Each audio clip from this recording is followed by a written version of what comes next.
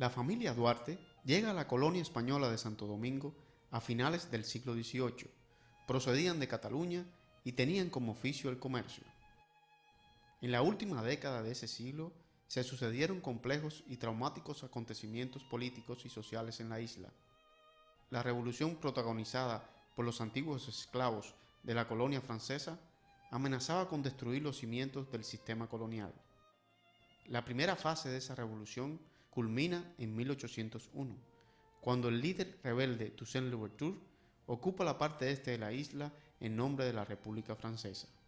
Este hecho puso en peligro el sistema colonial español de Santo Domingo.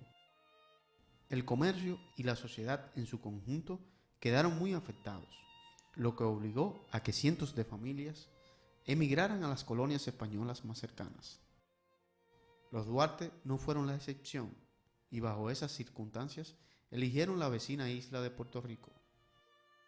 A principios de 1804, cuando las tropas napoleónicas fueron diezmadas por los revolucionarios haitianos, estas se trasladaron a la parte este, quedando los antiguos territorios españoles como reducto del gobierno colonial francés en Santo Domingo. Los criollos no aceptaron el dominio francés y en 1808 libran la batalla de Palo Hincado derrotando a los franceses. Con este triunfo, a principios de 1809, los habitantes del este deciden volver al abrigo de la antigua metrópolis, eligiendo como nuevo gobernador de España a Juan Sánchez Ramírez. Después de 20 años de guerras coloniales que dejaron como vestigio un estado de ruina por toda la isla, se iniciaba una época de relativa estabilidad política. En estas condiciones, los Duarte emprenden viaje de regreso a Santo Domingo y se instalan en el barrio capitalino de Santa Bárbara. En 1813 nace Juan Pablo y es bautizado en la iglesia del mismo barrio. Desde niño vivió en un clima de relativa prosperidad gracias a los negocios de su padre. Estas condiciones le facilitaron una buena educación, algo que era un bien muy escaso para la época. En 1822 sobreviene la ocupación haitiana capitaneada por Boyer, quien andando el tiempo se convertiría en un férreo dictador tanto para los propios haitianos como para los dominicanos. En su juventud, Duarte continuó sobresaliendo en los estudios, pero las condiciones de entonces para obtener una formación académica superior era extremadamente difícil. Circunstancias que permitieron que sus padres le brindaran la ocasión de mejorar su educación en el extranjero. Finalizando la década de 1820, siendo todavía un adolescente, Juan Pablo se embarca hacia Europa, iniciando un peregrinaje que le llevaría 4 años, durante los cuales pudo impregnarse de las ideas políticas más liberales, revolucionarias y radicales de su época. De regreso a su Santo Domingo natal, no perdió tiempo en propagar su aprendizaje entre sus familiares, amigos y allegados, acentuando las ideas que hacían referencia a la libertad, la igualdad y la independencia. Pasando el tiempo, esta manera de fraternizar con los suyos se convertiría en una escuela de ideas políticas y en el movimiento conspirativo que se denominó la Trinitaria. Es desde ahí que se va a orquestar toda la lucha política y militar que culminaría en la proclamación de la independencia nacional. El mérito de Duarte en el 38 es haber entendido como resultado de sus conversaciones con sus padres, con personas de la época, por su lectura, etcétera, que aquí hacía falta organización, tal como se lo demostraban las luchas por los fueros de Cataluña, las luchas libertarias en toda España, Francia, la lucha de los carbonarios y todo el movimiento de auge liberal que se vivía en Europa. Entonces él tiene la genialidad de combinar su experiencia política con el conocimiento de la sociedad dominicana, y eso lo plasma en una vanguardia política llamada los Trinitarios, que además es el resultado de un proceso educativo previo de por lo menos un año. El movimiento trinitario fue fundado el 16 de julio de 1838. Estructurada al modo de sociedad secreta, permitió que la conspiración contra el régimen haitiano se diera de una manera permanente y segura. Juan Pablo Duarte era su fundador, líder y principal estratega. La brillantez intelectual y la inteligencia política que lo caracterizaba hicieron posible que los trinitarios apoyaran al pueblo haitiano en la lucha por derrocar a la tiranía boyarista. Para marzo de 1843, el viejo caudillo fue expulsado del poder, comenzando un movimiento de reforma que llevaría al líder de la conspiración, Gerard, hasta la presidencia de la República. Los compromisos pactados y concertados entre los revolucionarios haitianos y los dominicanos, todos fueron traicionados por el nuevo gobernante. Gerard se volvió un déspota como su antecesor, y bajo esas condiciones, los trinitarios no vacilaron en reanudar la conspiración contra el nuevo gobierno tiránico de Haití. La persecución contra los conjurados se acrecentó, obligando al líder trinitario a tomar el camino del exilio. Esto no detuvo la estrategia independentista del resto de los conspiradores. En los últimos meses de 1843, los jóvenes revolucionarios establecen alianza con la oligarquía criolla, representada por personajes como Bobadilla, Báez y Santana, quienes deciden cerrar filas en el proceso de independencia que los trinitarios habían comenzado en 1838. Bajo este pacto, en los primeros días de enero de 1844, los dominicanos anuncian mediante el acta de separación el surgimiento de una nueva nación. Un mes más tarde, el 27 de febrero, en la Puerta de la Misericordia, al pie de la muralla de la ciudad de Santo Domingo y a son de trabucazo, los dominicanos determinan ser independientes. Al cabo de pocas horas, los habitantes de la ciudad, liderados por los revolucionarios, se agrupan en la Puerta del Conde e izando la bandera nacional, proclaman al mundo que son una nación libre e independiente. Todos los pueblos de la parte este, con el correr de los días, van manifestando su adhesión a la recién proclamada república. Los ideales duartianos y trinitarios de concebir una república dominicana libre e independiente de toda dominación extranjera es un hecho. El padre de la patria arriba a Santo Domingo el 15 de marzo, a bordo de la goleta Leonor, donde es acogido con vítores por parte de la ciudadanía y recibido con honores por las autoridades del gobierno provisional. Inmediatamente se integra a las labores de la Junta Central Gubernativa que dirigía Tomás de Bobadilla. Los primeros días de marzo, el gobierno de Puerto Príncipe había decretado la movilización general. La primera gran batalla contra los haitianos tiene lugar en Azua el 19 de marzo. El ejército dominicano, capitaneado por Santana, derrota a las tropas de Gerard que intentaban avanzar por el sur hasta la ciudad de Santo Domingo.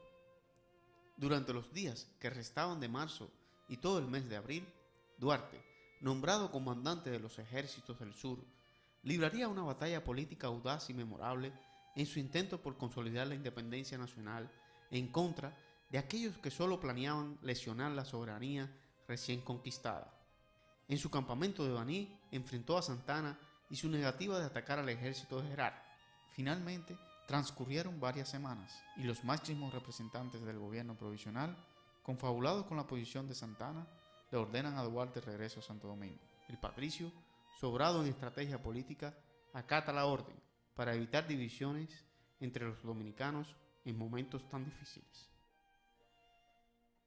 Al principio de junio, Bobadilla y su camarilla intentan introducir en la asamblea del gobierno como aprobado el protectorado francés. Duarte y sus seguidores se oponen vehementemente a esa manipulación.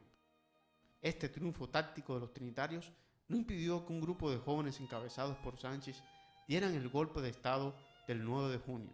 Bobadilla y toda la camarilla vacilante del gobierno provisional fue destituida. Durante el mes de junio, Duarte hace un recorrido por el Cibao para propugnar por las ideas de la independencia absoluta. Desde La Vega hasta Puerto Plata es aclamado como presidente. En la capital, Sánchez pretendía obtener el triunfo militar, para que de ese modo los que favorecían el protectorado de Francia quedaran totalmente vencidos.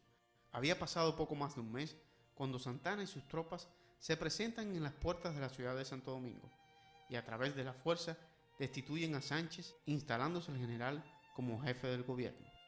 Desde ese momento, los trinitarios, como agrupación política, son perseguidos y expulsados del poder para siempre. Sánchez y Mella en la capital y Duarte en Puerto Plata son apresados y para el mes de septiembre ya han sido todos desterrados.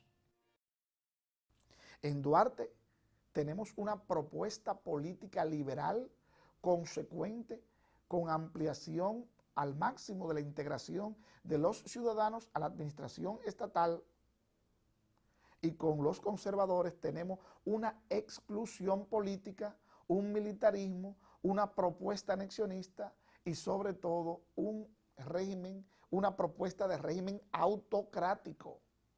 Después de pasar por Hamburgo y Curazao, Duarte se traslada a Caracas a principios de enero. Semanas más tarde, se reúne allí con su familia que ha sido, como él y por su causa, desterrada de Santo Domingo. Atribulado y muy desconcertado, el patricio, a mediados de 1846, emprende un largo viaje por diferentes regiones de Venezuela, que lo llevarían hasta internarse en la selva amazónica. Su ausencia fue prolongada y silenciosa. Evitar que su nombre fuera motivo de discordia entre los dominicanos lo había asumido como un credo religioso que tenía como fin fortalecer la permanencia de la República en el concierto de las Naciones Libres. El 18 de marzo de 1861, Santana, de manera engañosa, ponía bajo el protectorado de España a la República Dominicana. Estas graves circunstancias le exigen regresar a Caracas. Llega a esa ciudad a principios de 1863, donde se reencuentra con su familia después de 12 largos años. Desde aquí comienza su segunda cruzada por la independencia de la República. Duarte se invistió con el grado de general, reanudó los contactos con antiguos trinitarios y buscó apoyo en las autoridades de Venezuela. El 16 de agosto de 1863, los patriotas proclaman a la República Dominicana como una nación independiente, creando un gobierno provisorio que se opone a la dominación española. El gobierno revolucionario reconoce la labor del decano de la independencia y lo nombra su representante en Caracas. Este apoyo facilitó los preparativos de la expedición que le traería a la patria con dinero y armamentos para la lucha restauradora. En marzo de 1864, el patricio desembarca por Montecristi y desde ahí se dirige al Cibao para dar cumplimiento a su misión frente al gobierno restaurador que tenía su sede en Santiago. Apenas se establecía en esa región, esperando la oportunidad para dirigirse al frente de batalla, cuando comienza un nuevo Vía Crucis. El inmenso deseo de ofrendar su vida por la patria se ve frustrado, situación que se vio agravada cuando comprobó que su estado de salud le impedía tomar decisiones arriesgadas. Finalmente, en el mes de junio, a Duarte se le nombra como diplomático en Venezuela, con la misión de representar al gobierno restaurador ante todos los países latinoamericanos. El objetivo era crear un frente diplomático para lograr apoyo y recursos en la lucha contra España. Los cambios de presidencia en el gobierno restaurador y la escasez de recursos impidieron que la misión del patricio fuera tan eficiente como él hubiera deseado. A mediados de 1865, los dominicanos expulsan definitivamente a las fuerzas de ocupación española, restaurándose la independencia y volviéndose a izar la bandera nacional por todo el territorio dominicano.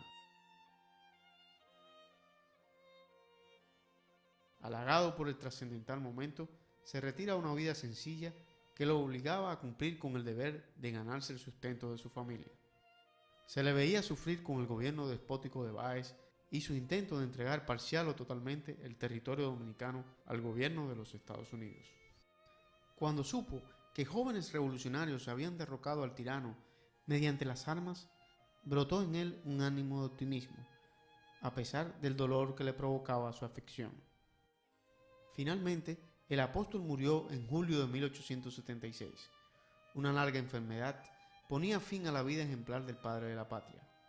La generación de los restauradores heredó con mérito los ideales duartianos y a la vez tuvieron la inteligencia y la lucidez para que la vida y obra ejemplar del apóstol de la independencia viviera por siempre en las futuras generaciones de dominicanos. Las dificultades para el reconocimiento absoluto de la dimensión de la figura de Duarte le siguieron después de su muerte.